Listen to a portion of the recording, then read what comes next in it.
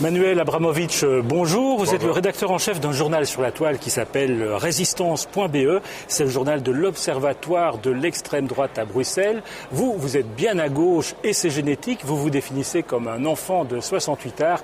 Alors, au bar de l'Europe, en souvenir de ces années mythiques, on vous a servi des pavés. Ceux-là sont en chocolat et bien inoffensifs, mais vous aimeriez bien en lancer des pavés contre les islamophobes qui, selon vous, sont de plus en plus nombreux en Europe.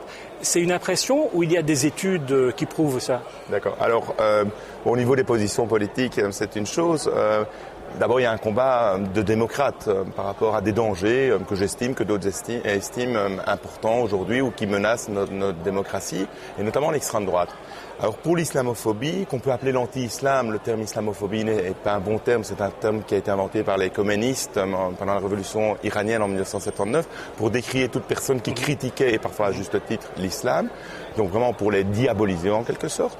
Mais on va parler peut-être de l'anti-islam. Et effectivement, plusieurs études européennes d'organismes très sérieux, le Centre pour l'égalité des chances et la lutte contre le racisme en Belgique, la HALT en France, d'autres organismes et européens du Conseil de l'Europe, l'ENAR par exemple, donc les réseaux antiracistes en Europe, déterminent effectivement qu'il y a une montée en parallèle aussi à la montée de l'extrême droite et des populismes, en parallèle de l'intégrisme islamiste aussi, il y a une montée, ou en tout cas une présence de plus en plus présente, de discours anti-islam. Mais alors ça commence où l'islamophobie? Par exemple, Claude Guéant, le ministre français de l'Intérieur, qui dit que toutes les civilisations ne se valent pas, c'est de l'islamophobie déguisée? C'est de manière générale. Je pense que les populations subsahariennes en France, catholiques, chrétiennes, protestantes, etc., peuvent se sentir concernées aussi. Je veux dire, le sud du monde n'est pas musulman, mais il est peut-être même en majorité plutôt catholique ou chrétien. Non, ce que je pense, c'est que, on le voit, l'islamophobie a toujours existé. La critique de la religion, que ce soit d'autres religions d'ailleurs, a toujours existé. Mais il y a ce que moi j'appelle une offensive anti-islam, qu'on peut dire même qu'on est en présence d'armes de propagande massives contre l'islam, mais vraiment de manière récurrente, systématique, ce que j'appelle d'ailleurs, qui s'intègre plutôt dans ce que j'appelle, il y avait le triple A, il y a le triple I. Le triple I, pour moi, c'est les gens qui prennent des discours uniquement sur ou qui font de la politique autour de islam, insécurité, immigration, le triple I donc. Et c'est surtout effectivement depuis le 11 septembre, les terribles attentats du 11 septembre, mais ça remonte même à avant. Le problème c'est le racisme des années 70-80.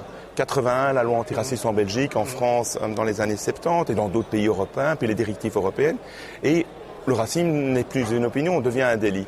Et donc c'est un contournement, comme certains d'ailleurs, qui sont antisémites, vont utiliser l'antisionisme pour pouvoir être antisémites. Et donc on se retrouve avec un discours anti-islam qui cache souvent, mais pas toujours, un discours raciste. Alors je vous interromps parce que vous le voyez, il y a des petits parasites qui apparaissent ici. Derrière ces parasites, quelqu'un qui va vous poser une question. C'est un homme politique en Belgique. On l'écoute. Michael Mandrikamen, président du Parti populaire en Belgique, avocat. Bonjour Monsieur Abramovitch. D'abord je vous félicite évidemment pour votre lutte contre l'extrême droite, contre les formes de racisme, d'antisémitisme, contre tout ce qui menace la démocratie, que ce soit d'ailleurs d'extrême droite ou d'extrême gauche.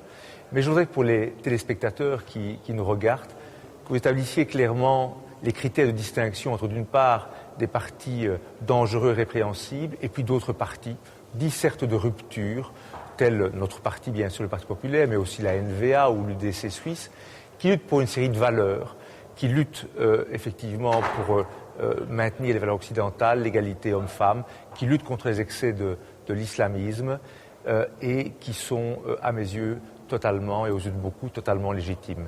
Pourriez-vous donc clarifier pour la clarté du débat ces points pour l'ensemble des téléspectateurs? Merci.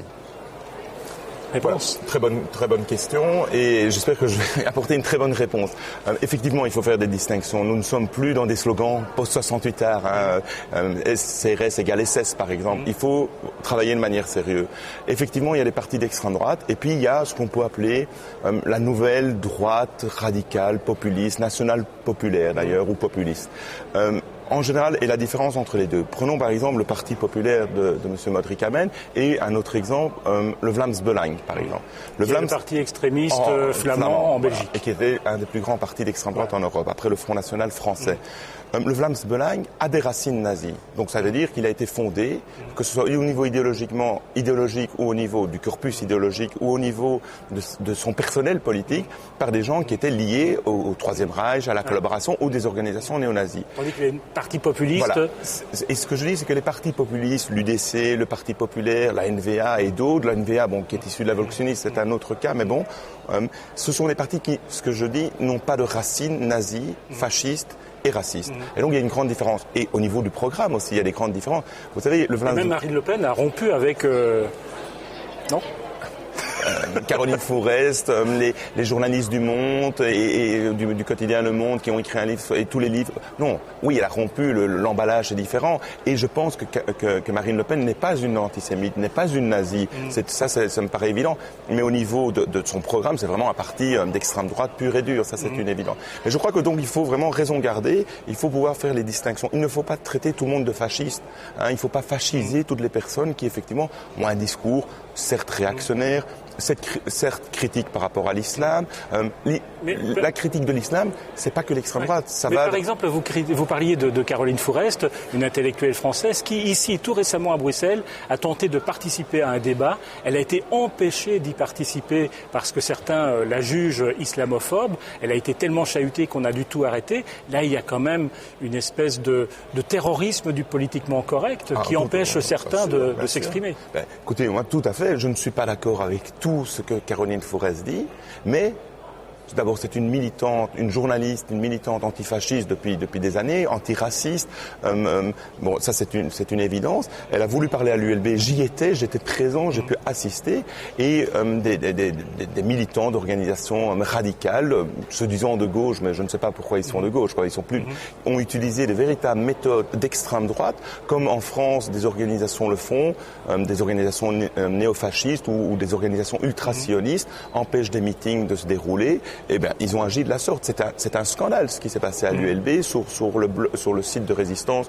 Nous l'avons dénoncé et nous avons clairement dit que les personnes qui ont empêché cette conférence ont utilisé des méthodes d'extrême droite.